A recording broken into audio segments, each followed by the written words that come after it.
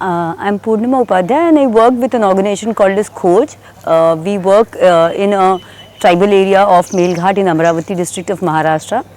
And Melghat is basically a region which is inhabited by the Korku tribes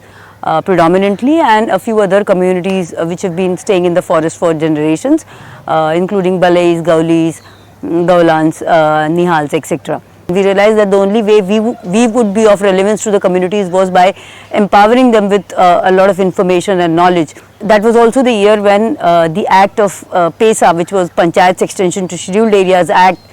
came into being, which basically empowered the tribal communities in scheduled areas with a lot of rights over their resources.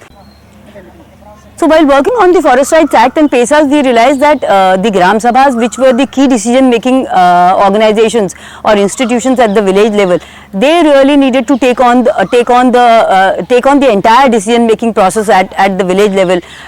when it came to management of forest produce or when it came for implementation of the laws. And the way we began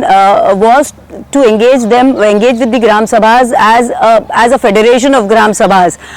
So we started with 2 Gram Sabhas, and currently we have a federation of almost over 50 Gram Sabhas from 3 blocks that are working together on their minor forest produce. With the enactment of these 2 laws and with the recognition of rights, the Gram Sabhas have taken over the management process, and that meant that they would do the tendering process, they would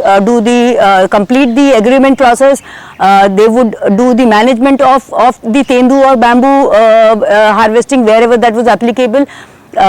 issue the transit permit so that their material could be transported across the country. And I think this was one of the biggest capacity building initiatives for the communities, which basically learn by doing. A lot of theory does not really help the tribal communities because of the limitation of the written word, but when they actually did this on the ground, I think every season is the biggest capacity building program that happens when people start management of their minor forest produce, or when they are doing management of fishing rights in the water bodies. These are the best examples of how they engage with the whole